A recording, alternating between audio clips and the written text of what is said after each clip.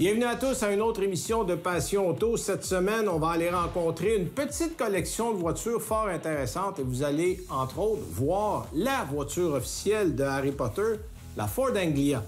Et notre ami Johan est accompagné de Simon Dion vient cette semaine et les deux vont faire l'essai de la Chrysler 300. T'es un peu, là. T'es un peu.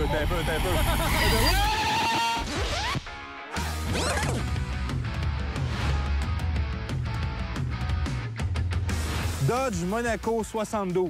Et toi, tu connais ça? Chevrolet Impala 86. T'es pas loin, okay. T'es pas loin, il en manque un peu. Chrysler 300L 1965. Ouais, tu me surprends, là. C'est juste ton linge, là, finalement.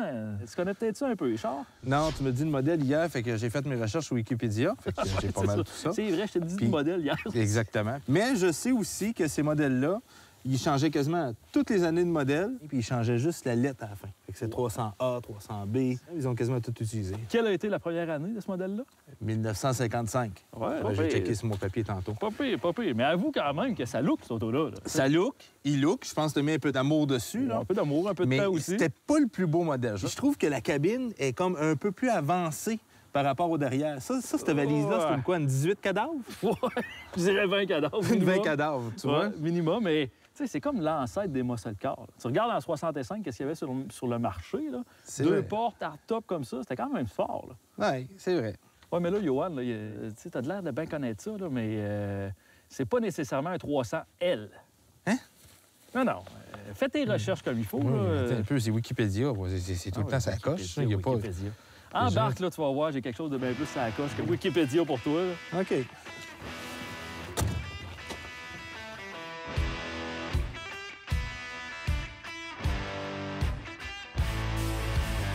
Non, regarde l'intérieur, quand même, à vous. Hein? C'est... ça fait hors déco. Ouais. Ça, c'est tout revenu en mode, ce vintage-là. Ouais. Mais tu vois qu'à l'époque Détroit, là, il roulait sous l'or. Tu sais, c'est des matériaux de qualité. Non, c'est sûr. Tout, tu parlais de la carrosserie, c'est du vrai métal, même le tableau de base. Ah oui, non, c'est ça, là. C'est solide, ça. là. Ouais. Puis c'est ça que j'aime d'un Chrysler, parce que j'ai des Chevrolet de ces années-là. J'ai un Bel Air 66. OK. Qui était un véhicule peut-être d'un size différent, peut-être une gamme un peu plus basse, mais l'intérieur est jamais beau comme celui-là. Ah ouais. Ah ouais, non. Voilà. Ah ouais, non. Let's go. C'est à quoi d'exceptionnel, c'est un 300? 300, ben écoute, moi je trouve que c'est quand même confortable. C'était du gros char dans ces années-là. La grosse voiture, c'est de la grosse voiture. Potoum. Comparé à un Chevrolet de ces années-là, t'avais de l'équipement pareil, vitre électrique. À l'exception des petites vitres ici. Ouais. Pas bien pareil. Juste pour la vitre dans l'avant. C'est l'air climatisé pour l'entrejambe. C'est le même qu'on l'appelle. Moi, c'est des années de l'automobile que j'aime beaucoup, pareil. Tu sais, puis on était vraiment dans le début des balbutiements des voitures, disons, muscle car. Oui. Tu sais, pense à tout ce qui est arrivé dans les années qui ont suivi. Tu sais, le Barracuda qui a fait son entrée, la Charger qui a fait son entrée. Mais en 65, c'était pas mal l'une des voitures les plus puissantes qu'il y avait sur le marché quand même. Là. Le moteur était correct, mais comme je te disais, celle-là, c'est une 300 et pas une L. Parce qu'on différenciait le modèle beaucoup par le moteur aussi. Okay. Dans la L, c'est un 413, le moteur. Okay. Donc un gros moteur. Puis dans celle-là, qui est une 300, disons, d'entrée de gamme, c'est un 383. Quand même pas négligeable. 380 chevaux. Okay. 425 livres-pieds de coupe. Puis dans ces années-là, il faut se rappeler que Chrysler, c'était le manufacturier qui offrait les plus grosses mécaniques dans leur auto. Ouais, écoute, ça doit pas avancer quand même, une grosse affaire comme ça avec un petit moteur. Hey! Ça fait du bruit, mais ça avance pas. Ça avance pas, mais pas du tout, là. Ah non, mais écoute, as-tu vu la grosseur de l'auto, la pesanteur que ça a aussi? Le rapport poids-puissance, disons que dans ces années-là, avec la grosseur de l'auto, il était pas très, très bon. Non, hein? Non. Ça fait combien de litres au 100, ça? Ça doit faire à peu près 20 litres au 100. Tabarnouche, j'étais autant que mon VR. Ouais, mais c'est à peu près la même longueur que ton VR. C'est vrai. En pied, ça doit avoir à peu près 22 pieds. C'est 2 portes, là. C'est ça qui est le pire, là. Ça n'a aucun sens.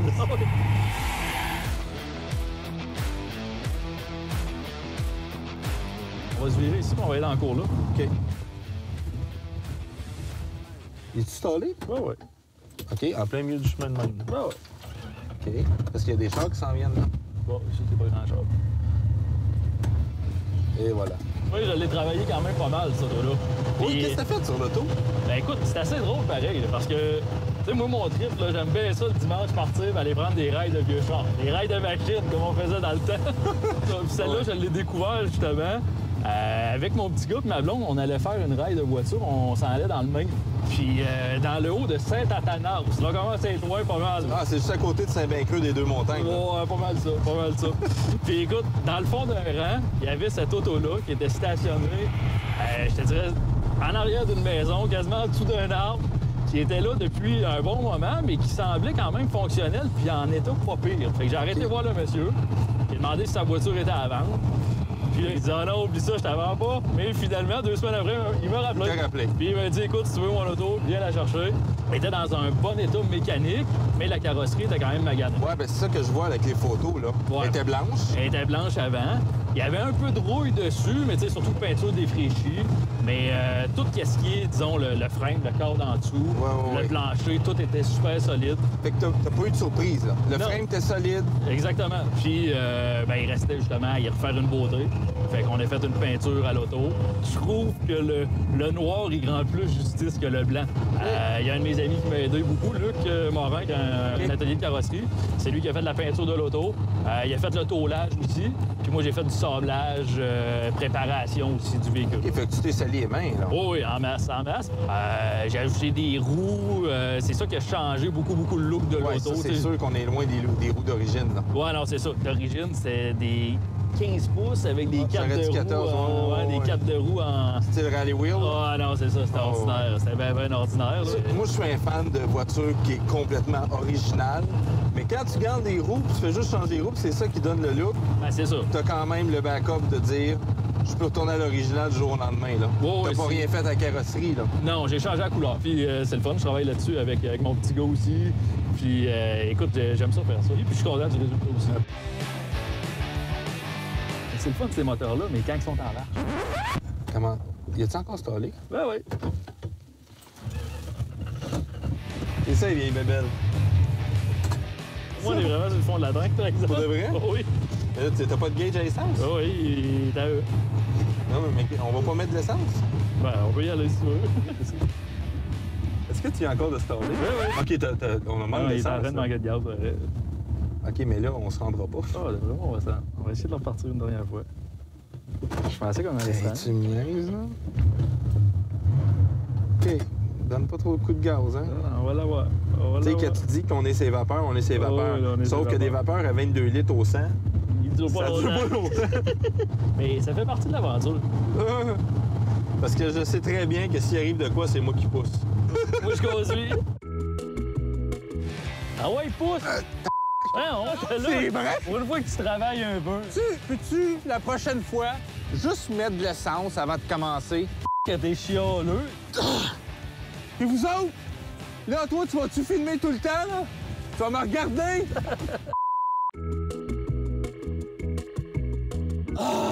Ça va? Je t'ai étourdi et j'ai le goût de vomir en même temps. Ouais. Il est pesant.